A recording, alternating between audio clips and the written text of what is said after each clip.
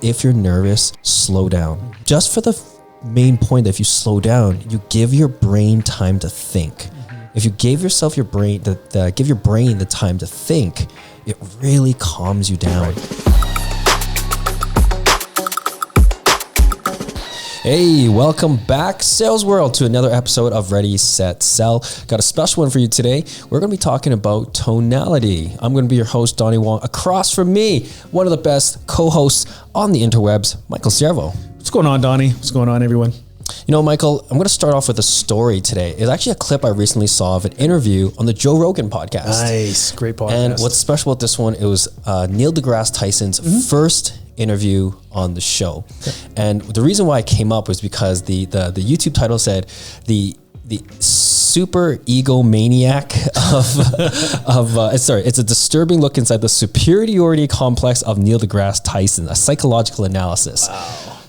How about the hell of a clickbait title that was? I know. And so I had to click it. And what it ended up being was an 11-minute breakdown video of how Neil deGrasse Tyson could not be told wrong about anything. And anytime Joe Rogan tried to, even just, you know how Joe is, he'll bring up, the other points, points of discussion, and Neil would have a meltdown. And he would just start interrupting Joe, and he would start being, dismissive, very childlike behavior. But the whole reason why I bring this up is because there's this one point, and there's, Joe, he's a great interviewer, one of the best, but he starts getting the Joe. And then they break this one point where Joe's face just, he's had enough, where this guy won't stop interrupting him. And there's this one point where Joe's so sick of Neil ignoring him that he lowers his tone and stops talking half as fast to get his point across. It's this masterful control of tonality and to get somebody to listen to you, somebody who's completely off the rails and what otherwise should have been a great discussion. So I thought it'd be a great thing to bring towards it because tonality is such a big thing for sales and of course in what we do here. Mm-hmm. I think it's interesting because our voice is such a magical instrument that can convey messages. And when you think about songs, let's just think music in general, forget about the words, forget about the lyrics. You could tell a melancholy song, an upbeat, happy song, a very serious song, an epic song. You could tell without any words, it evokes a message. And I think as salespeople, if we know that our voice can be the song of the salesman by using tone, then why aren't we using it? And I think the really good salesperson knows when and how to utilize the right tone. It's funny because, and growing up as a kid, my mom would always say, I don't like the tone of your voice, right? And it doesn't matter what you're saying. It's just the tone. They didn't say, I don't like what you said. I don't like the tone of your voice. And really when you think about what is tonality in general, tonality, Donnie, is just in communication, it refers to the way we deliver a message. And that includes our pitch, our inflection point, our tone, our volume, and it conveys emotion and it conveys what we're feeling, and it can also dictate what we want the receiver of that message to interpret what we're saying. So I think tonality it's a great topic. It's one that's often not talked about as salespeople because we just don't talk about it. And ultimately, sometimes tone will reflect someone's personality. Absolutely. Another reason why it's so important is because it's the one part of sales where the other side of the table, the non-salesperson, they innately have a sixth sense of tonality. That is the subcommunication. They understand and they can decipher and read between the lines without even having to actually process it in their mind.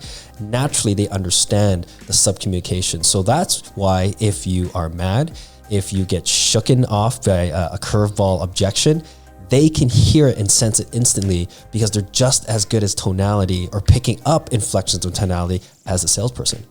Absolutely. And therein lies the onus really when it comes down to communication. It's not necessarily the message. The message is how that person interprets what you just said. You could say whatever you want to say, and this is what I want to be delivered or conveyed. but the message is what you as a listener interpreted that. So again, the responsibility comes down on to the salesperson, the public speaker, the communicator, whether it's the words you use, and of course the tone and energy and all the things that come into public speaking and communication. So we're going to talk about this. I found this quote. I don't really know who said it. It said, when you neglect your voice, you are neglecting the potential of your presence, and you are limiting the potential of your communication. So when you neglect your ability, your voice, you're really neglecting the potential of how you can convey a message. So let's talk about tonality. Yeah, I couldn't agree more with that. To add to that gentleman's point there, tonality is the color, right? In a beautiful picture, it's the color. Right. That old breakdown that they have, right? The 3 parts of communication, 7% is your words, 38% is tonality, and then the rest is body language. Interesting. But what happens when there is no body there? If you're just Did you say 70% is body language? It was 38% is tonality. 7 is the words themselves. So you're going to look at what?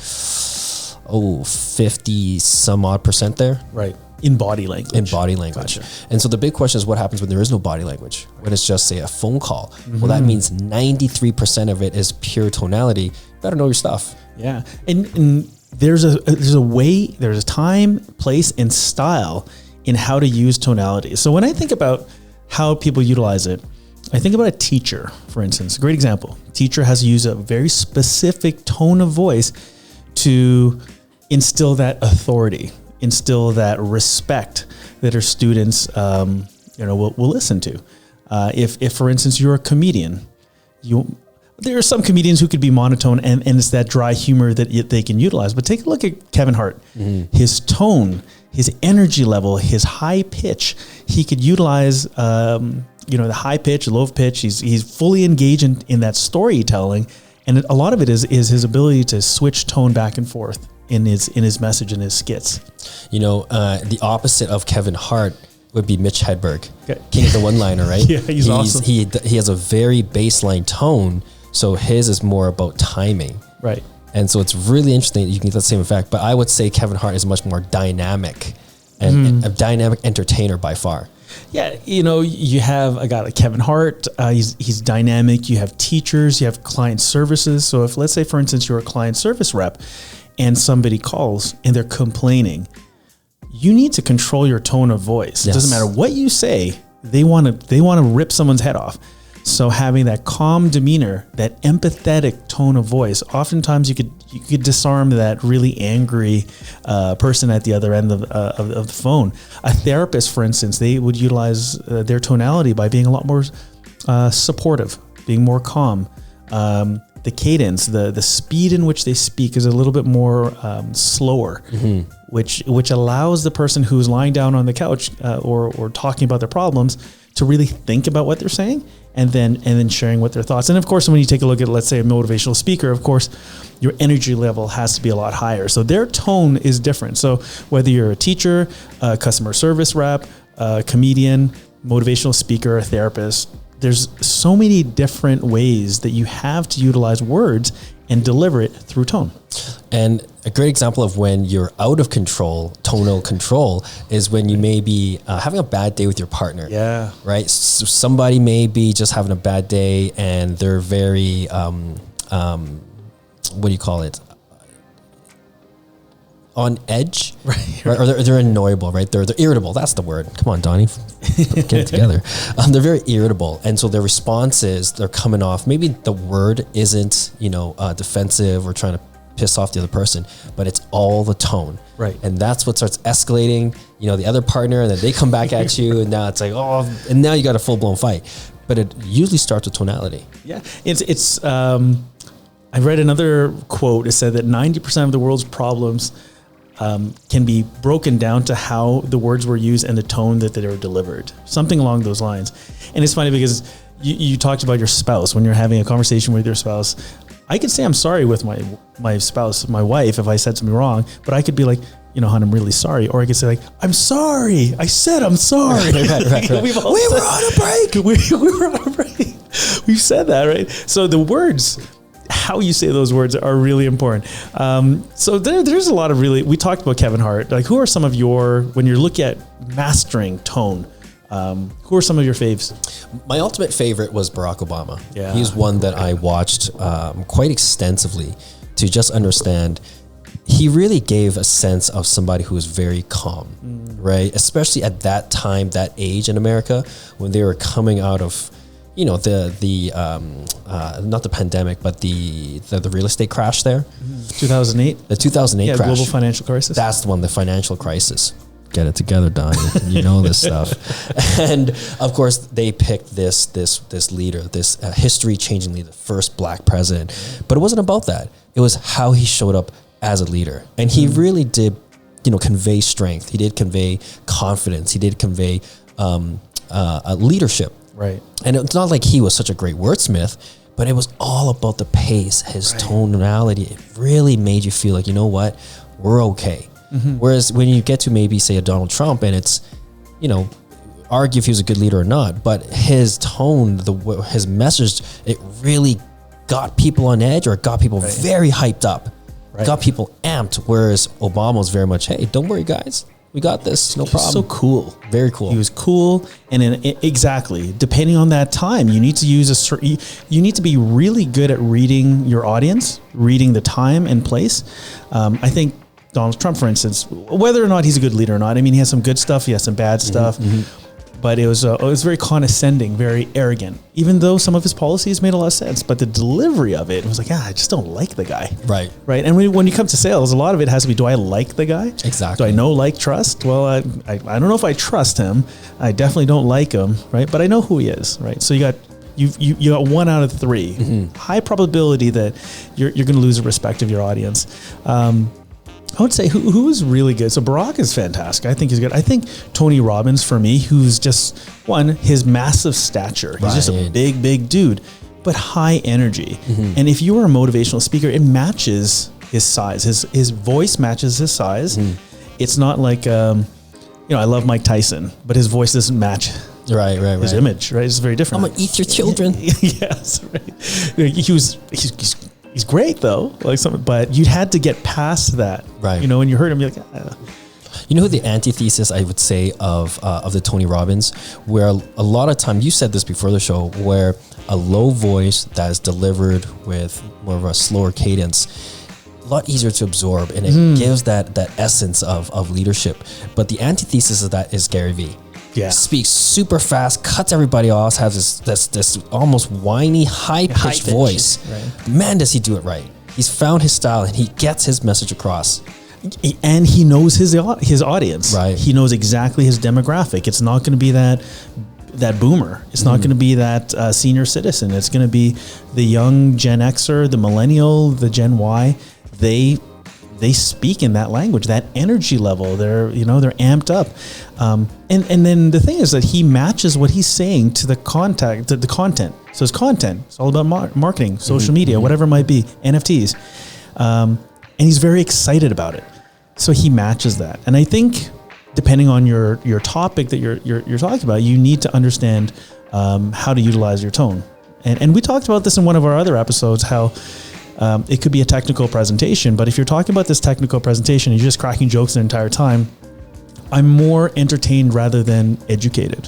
So there's a fine balance on in using that. I think Tony Robbins uses his voice greatly. I think, and also one of the things as salespeople, what I highly recommend anyone listening to this is utilizing tone. Really, if you take a step back, you need to understand what is your voice first and foremost. There are people who can't be Barack Obama. There are people who can't be Gary Vee. First of all, find out what your voice is. What are you good at, right? Because you don't want to be, a hack job of somebody else, right? And that's what I think. And once you find out your style that you feel comfortable with, then you could start tweaking your tonality. You can start tweaking when you have that inflection point at the end of a question, or if it's very authoritative, maybe you lower your voice down a little bit more. But I ultimately think is like, find out what your voice. Are you inspirational voice? Is that the voice you want to talk about? Are you going to be technical? Is it going to be authoritative, commanding? Is it going to be an empathetic one? Is it going to be just someone who's a great listener? Like Oprah Winfrey, great example. So her tone, you never see, aside from the fact when she's like, you get a car, you get a car, you get a, okay. Most of the time, she's well contained. Right? And she sits and listens. And for whatever reason, when you're sitting in front of that chair, you spew your entire heart out to her. Spew your entire barrel of yeah, almost, yeah. Well, you're right, because Oprah is very controlled, and I would say the opposite of her would be a Dave Chappelle. Yeah, he's kind of got this unique, almost whiny voice, but he's got this way to control it where he can get deep and low. Right. And then he's right. And he brings you all the way up here. And then he brings you back because this is part of the joke. And he just knows how to paint the story with his tone. Absolutely. Now, for those salesmen out there, it might be too abstract to say, hey, find your voice, find your tonality. But here's how you may be able to pick it up. Find the extremes. Find the times when you're really getting that visceral reaction out of the person in front of you, whether you're making them happy or you're making them, maybe you make them laugh. Maybe you make them joyful. Try to keep a mental notebook. Oh, something's happening here. Whenever I do this, people in front of me have this reaction. So that's one extreme. And go with the other extreme. When do you annoy people? When are you trying to get the point across and you can just tell on their face it's not going through? It's got something to do with your tonal pattern. I think we had an off-the-cuff conversation last week where you're saying that if your partner comes home and your energy's off and you had a great day, they had a bad day, and you ranked it in energy levels. Yep. If they're at a 1, which is low, and you're at a 10, you don't want to come at them at 10 because you're going to come in manic. Your energy level's high. You're so pumped up. You're manic. You're almost attacking them with positivity. And that's not what they need right now. Right. You need to slowly pull them up to your frequency and your level. Going back to Tony Robbins, one of the things he does well, if you've ever been to a Tony Robbins presentation, he gets you to stand up and start clapping and jumping and doing all this other stuff. What he's doing is he's priming you for the style of his delivery. That's what he's doing. You jump around, okay, hug everyone, high fives, and he's playing loud music, and he's really getting you there. Versus, let's say, for instance, it's very somber. If there's somber music playing at a funeral, you know that the speaker who's going to be speaking is going to be in a very somber tone, very serious tone, a slower tone. You might crack a joke here and there, but you could go the other way and completely disrespect the overall event. And so I think understanding tone in general and being aware of it is huge as a salesperson. So let's actually shift gears, Donnie. So what about tips? Do you have any tips on how you would maybe utilize tone in conversation? You kind of alluded to it with storytelling a bit there. Yeah, to utilize tone I think the easiest one is to slow down. Yeah. The big thing is if you're not a great speaker, it's likely because you're talking too fast because you're nervous. And it's really natural for a lot of people when you're nervous. You start speeding up, you want to get it past because you're trying to get your point across, but you're just not quite sure. So I'm just going to speed through this and then I'm super nervous. Yeah. But what you should take as one of the very first exercises is if you're nervous, slow down. Just for the main point that if you slow down, you give your brain time to think. If you gave yourself give your brain the time to think, it really calms you down. Right. I actually saw my girlfriend, this reminds me, she was trying to record this voicemail on a work phone, right? At her dental office, her orthodontic office. And you could tell she was kind of nervous. And I could tell because she was trying to speed through it. And the more she was speeding through it, the more mistakes she was making. Right. And, without trying to tell her what to do, just, hey, have you maybe try slowing down? Especially people who do a lot of public speaking, that's such an easy reset, is to slow down. How about yourself? One of the things, and this is a little bit of NLP, it's matching and mirroring. So if you're in front of somebody and they have a very, slow pace and you're very high pace, you're high speed, slow it down to kind of match theirs. And all of a sudden you're going to start to see that you're aligning, you're speaking the same. They say once you've built rapport, you start to breathe the same as that other person. You start to inhale at the same pace, your breath. The other thing that I would say is that take deeper breaths. The last thing the last thing you want to do is when you're talking to somebody, you're like, first of all, it sounds like you're gonna have a heart attack. Right? It's not pleasant. But if you make sure you have enough oxygen, you speak from your diaphragm, and you have a full breath to complete a sentence, your message can tend to be a lot more soothing to listen to than one that's chopped up. So those are a couple of ones. And I think also just, again, being really, really aware, being consistent by your style and your tone, because one day I'm going to try this, and then the next day you're this, and you really look different. Like, find out what your tone is, find out what your voice is, find out what your style is, find speakers who you think would best represent your style if you can hit that level. Yeah, that's a great one too. If we're going to go to tips of how to improve, find your best speaker, right, and just watch a lot of their videos. And what you're going to find is the tonal patterns, the cadence, all those things. And maybe if you can't do the tone, cadence is easy to pick up because that's a rhythm, right? It's kind of like dancing. You just pick up the rhythm. And if you can pick up the rhythm, well, then you don't have to think so much about your actual tone, your levels, your pitch. But what you can do is, maybe if I can talk like Barack Obama, I'll just slow it down like this. I'll just repeat kind of what it sounds like. The little parts I'll just speed through like this, but then the big parts, I'll break it down just like that. And that way, it's a lot easier to digest. It's a great exercise to get started with. Yeah, I think Barack is fantastic when he does that. His pace, it's consistent. You know he's going to do it. He doesn't use very long sentences. If you ever break down his speeches, he'll say it and then he'll pause. And the beautiful mini pauses. Yeah, he's the man. He's the king of the stutter step. Yeah, the hezzy. The little mini. He's the king of the hezzy. Oh, that's great. And I think even as a communicator, one of the things that I've always said is take 2 seconds before you answer a question. One, it establishes a lot of trust. It allows you to think, and you're not overly eager.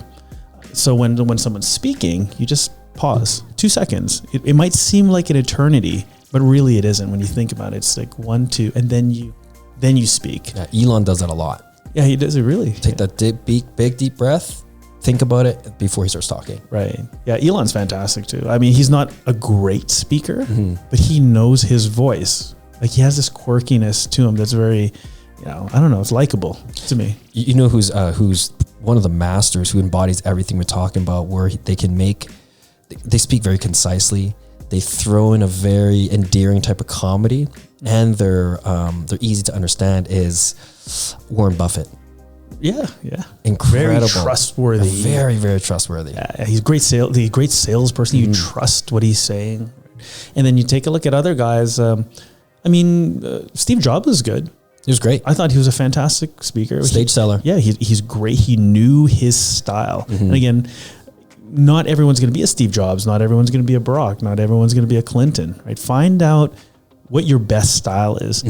And what I would always recommend is practice it. Yes. Practice it. If you're doing a speech, record yourself. Like, I listen to myself. I know exactly how I speak.